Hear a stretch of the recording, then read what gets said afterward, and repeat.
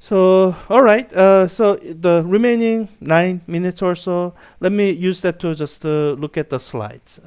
So I did. I guess there are 4 slides. I'll really quickly flip through it and give you my impression of what I like best. There are basically 4 options. 2 based on lecture, 2 based on textbook. I'm pretty sure I'll prefer the lecture because that's how I word the things. But I guess it's a bit between competition between detailed and presenter. And when I was trying it out earlier, the presenter version didn't give me anything that's actually less detailed, but we'll see. So this is the lecture, the 3 lectures. Let's see. Grand synthesis. I mean, this looks beautiful, although I don't know if it's technically correct. Might not be. Electric fields, magnetic fields. Yeah, they are both dipoles. Physical interaction. Yeah, requires 3 dimensions. Oh, I think this diagram is wrong because it's not actually using right hand rule. Uh, Geometry of this is a little bit better. Yeah, bridge of induction, changing one field. Okay, sure. Resist the sudden change. This is not a phrase that I would use. It's feels too much, sounds too much like a new age saying that it's like what goes around comes around and okay. So I would not say this. I'm pretty sure that's not in the lecture. But Lenz's law, yeah. Yeah, but it doesn't say it's like the negative sign in Faraday's law. Perfect motors and yeah, I do mention that motors are generators, generators are motors.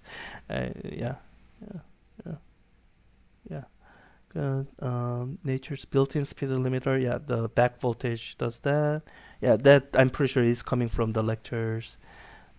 Grand synthesis of yeah, I did do. I recorded a lecture section on the Maxwell's equations. I think that was the beginning of the light lecture. Yeah, so that's look good.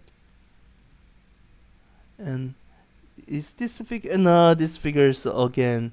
Like this is okay, but like what's happening here?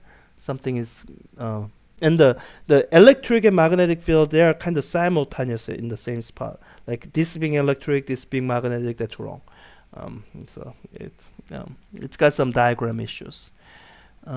Visible light is tiny sliver. Yeah, I think I did mention that. Bending. What?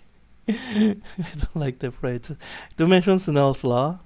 Uh, distinguish the origin points of optical images. Yeah, kind of what image is. Maybe. I feel like I strayed quite a bit from the kind of the focus and the direction of the lecture, and there are kind of things about this I don't like all that much. Let's look at the presenter version of the same lecture slides. So I think the presenter and the detailed they end up being about kind of distinction in style, not content. The presenter slides they have lighter background, the simpler graphics. I think, and this is actually correct. Yeah. I could have just used this straight if it's that. Yeah. I do think I like a presenter slides better because the regular detailed slides, rather than having detailed content, it is to have more kind of flowery graphics, some of which end up being wrong anyway. Now, is this correct? V cross B? Yeah, direction of the force I think is correct. Because from your perspective, V cross B, that points into the screen, but the minus sign that flips the direction of the force. So yeah. And navigating the 3D world of magnetism.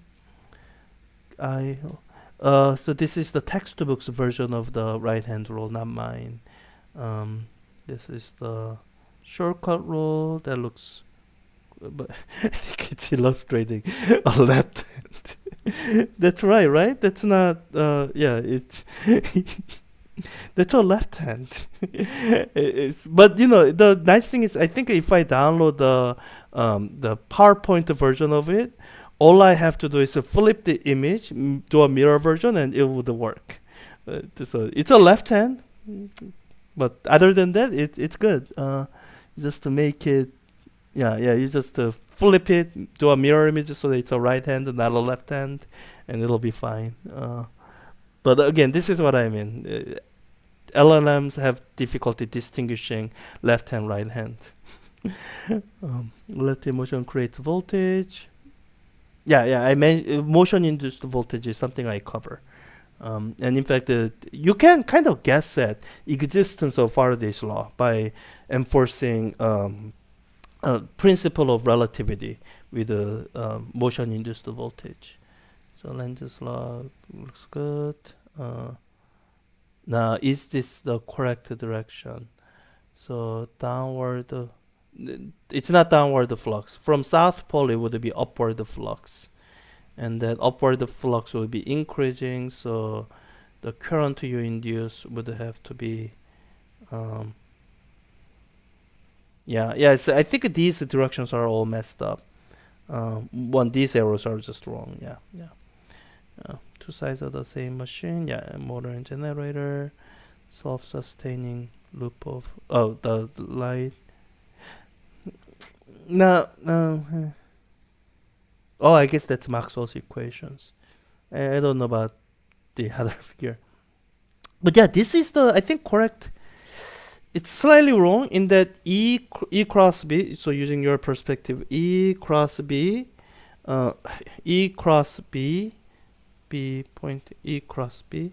Yeah. So E cross B, from your perspective, it should give you the thumb pointing, so the propagation direction is this way.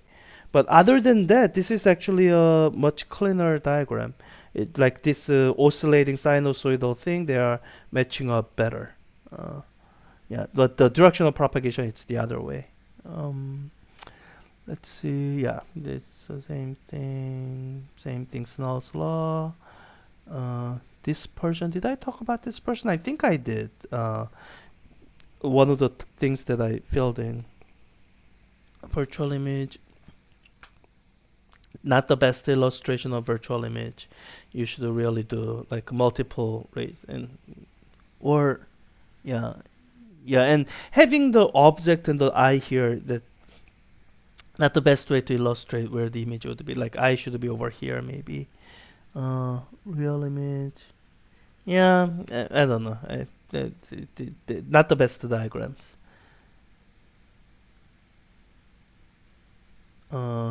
Polarization. So I think I like the presenter slides better, just because some of the overly elaborate graphics are gone, and even for simply people reading the slides, I think amount of detail is the same. It's the only thing that changes is how much decorative figures there are. Let's just quickly look through the textbook. I probably won't like it. And it's not as much as I like my own lectures, but let's just look through. Let's see if there's any material on light. It's possible that they missed out on light material.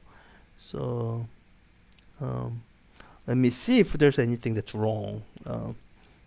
So mapping the B field, tangent direction, yeah. Sure. Oh, the magnetic field drawing rules. I think in the lecture I didn't give that. And the magnetic properties, your textbook talked more about that. Curie, is it called a cycle?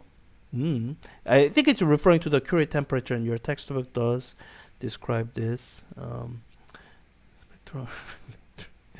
I think it loves saying the word the spectrum. I think I have to put it in custom prompt somewhere. Don't say the word the spectrum unless it's in the source material. Unified theory, source of all magnetism, the quantum mechanical effects.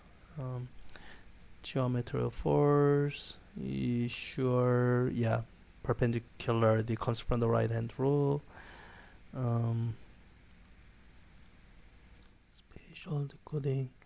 Yeah, V cross B, and yeah, force should. So is it illustrating the right? Yeah, it's illustrating the right hand, but the V cross B should be out of the palm. Yeah, this like it says it here, but the diagram here is opposite. So it, you yeah. Micro scale, single moving charge, and yeah, it again it got the V cross B. The if Q is positive, F should be downward. Yeah, I cross B. Yeah, and here even if the charge carrier had been negative, if I conventional current is this way, then the force should be downward. Yeah, it's so drawings it makes geometry errors. These I recognize the textbook examples. Lorentz force is, by the way, just another word for magnetic force. Don't know if that's in the right direction. I cross B. I don't know a lot about magnetohydrodynamics, so no, not my area. Electric motors looks good, probably. Analog meters, yeah, that's the spring thing. I mean, nice diagrams. From compasses to nanotech. Sure. Yeah, so it didn't include any chapter 11 material. Huh. So yeah, in future semesters, I'll have to remember to just separate out different chapters. Otherwise, one dominant chapter kind of takes over. Design system key force. The color coding is so inaccessible and annoying. I think. Yeah. I don't know. I like the presenter slides better. It's I don't think it contains any less content, but kind of the decorations, graphics are less annoying. I mean, because the more kind of sci-fi kind of graphics in the other one, it doesn't necessarily teach you more. Just looks nicer. But I think this style is actually better. Yeah, so the older future slides I'll do it in this style, and I'll still do both the textbook and lecture. I do definitely like the lecture better because that's sort of how the content has been curated in the lecture. I talk about the things I want, and especially this semester is in these later chapters. I'm realizing more and more that I've in the past I didn't have as many lecture videos as I thought I did. So I'm actually filling in a lot of those gaps. So the lectures you have this semester, they do more comprehensively cover the topics that I care about. So I think lecture slides end up being lecture slides that AI generates ends up being like what I care about more. But yeah, yeah, presenter slides, and I might start playing with some of the custom prompts, because when I'm doing this generation, I can actually put in a prompt here, so I can talk about. I need to kind of have some set phrase I will keep reusing. There are some like buzzwords that I wanted to avoid from. Maybe have it focus more on the terminologies and style that's in the source material only. Like don't use the word spectrum in the context where the source material didn't. All that stuff. So yeah, so that's me looking at the AI generated slides, and I think I might use this to create some sort of lecture kind of lecture slides. As in, sometimes people don't read the textbook, don't watch the lectures, and I want to.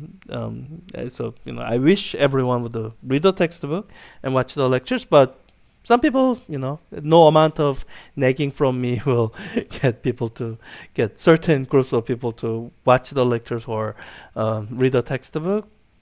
Maybe if I provide them with like outline slides, maybe they will at least flip through it. Don't know. That's something for me to work on over the, I guess, summer break. I think this can be good. As long as there aren't too many figures for me to correct afterwards.